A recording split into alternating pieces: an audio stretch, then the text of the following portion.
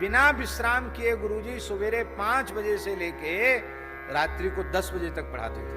5:30 बजे शाम को फिर स्नान करके फिर संध्योपासन में बैठ जाते थे, गायत्री वगैरह जप करके 9 बजे फिर एक ही समय भोजन करते थे। 24 घंटे में एक समय भोजन, दोपहर में भोजन करते थे, रात्रि को थोड़ा दूध लेते थे बस। और फिर 11 बजे शयन करते, 11 बजे तक पढ़ाते थे रात को, और फिर सो जाते थे, फिर 2 बजे उठना। और उनकी कोठरी में अंधेरा रहता था, लाइट जलाने नहीं देते थे। अब पुस्तक में टीका में छोटे अक्षर पढ़ने में थोड़ी सी असुविधा भी होती थी, एक खिड़की खोल के रखते थे। तो कहते देखो गुरुजी लाइट जला लें, तो गुरुजी कहते अरे सूर्य भगवान का अपमान हो जाएगा, दिन में तुम लाइट जला रहे हो, सूर्य का अपमान मत करो। यही पूज्य पहाड़ी बाबा भी कहते थे, दिन में लाइट जलाने से सूर्य का अपमान हो जाएगा।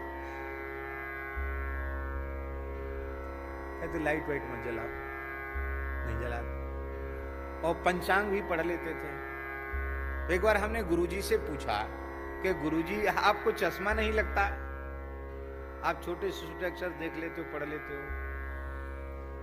तो गुरुजी बोले, हंस करके बोले, हम संध्या करते हैं। हमने कहा हम लोग भी संध्या करते हैं। बोले हाँ, अब हम संध्या करते हैं। और तीनों समय कहते हैं पश्येम शरदशतम, जीवेम शरदशतम, प्रब्रवाम शरदशतम, है शृणुयाम शरदशतम। तो 3-3 बार प्रार्थना करते हैं। वो प्रार्थना व्यर्थ चली जाएगी? तच्चक्षुर्देवतम पुरस्तात् शुक्रमुच्चरत पश्येम शरदशतम, जीवेम शरदशतम, गुम शृणुयाम शरदशतम, प्रब्रवाम शरदशतम, शतमदीनाः श्याम शरदशतम भूयस्य शरदशतात्। ये हम प्रार्थना नित्य करते हैं, सैकड़ों वर्ष सुनते रहें, देखते रहें, बोलते रहें, वो व्यर्थ चली जाएगी प्रार्थना। फिर उन्होंने अपने जीवन की घटना सुनाई, सुनकर के आपको बड़ी प्रेरणा मिलेगी, कैसी श्रद्धा होती है। बोले धर्म सम्राट स्वामी करपात्री जी महाराज यज्ञ करा रहे थे, बिहार प्रदेश की बात है, लक्ष्य चंडी यज्ञ हो रहा था और गुरुजी भी उस यज्ञ में थे। तो कहते एक दिन पाठ करते करते, दुर्गा सप्तशती का पाठ करते करते मेरी नेत्र ज्योति चली गई। ऐसी चली गई कि एकदम अंधकार हो गया नेत्रों के सामने। और गुरुजी जीवन भर स्वपाकी तो थे ही। तो बोले समस्या ये हुई कि अब क्या करें। अब यदि कह देते हैं कि हमको दिखना बंद हो गया तो स्वामी जी को चिंता हो जाएगी, फिर लोग हॉस्पिटल ले जाएंगे। जीवन में हॉस्पिटल गए नहीं, अंग्रेजी दवाई छुई नहीं। तो दुर्गा सप्तशती तो कंठस्थ सब पाठ कर लिया, संध्योपासन भी कर लिया, और एक विद्यार्थी का हाथ पकड़ के अपने निवास तक भी पहुंच गए। और ये किसी को नहीं बताया कि मैं अंधा हो गया।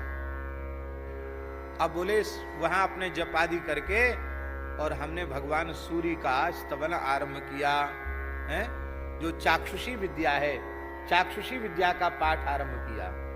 तो पूरी रात एक आसन से बैठकर चाक्षुषी विद्या का पाठ करते रहे। सवेरे 4 बजते ही मेरे नेत्रों में पुनः ज्योति आ गई।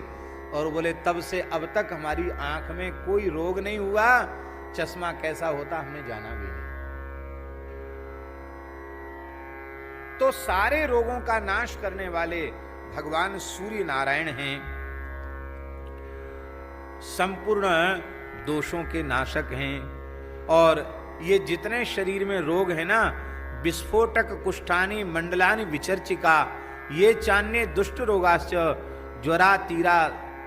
ज्वरातिसार का दया, अतिसार ज्वर आदि, ये सब के सब रोगों को भगवान सूर्य समाप्त कर देते हैं। इसलिए लिखा है आरोग्यम भास्करादिच्छेद, आरोग्य की कामना भगवान सूर्य से करना चाहिए। सर्वरोगैर विरहिता सर्व पाप विवर्जिता त्वद्भाव भक्त सुखिनो भवन्ति चिरजीविताः।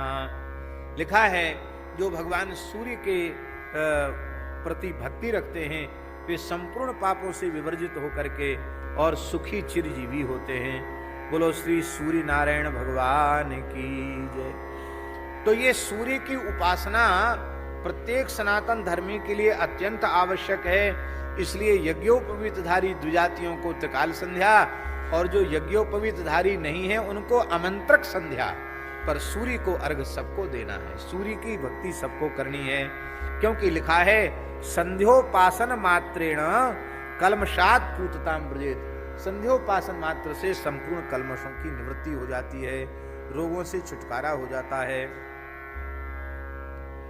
ऐसे भगवान सूर्य की अनंत महिमा है।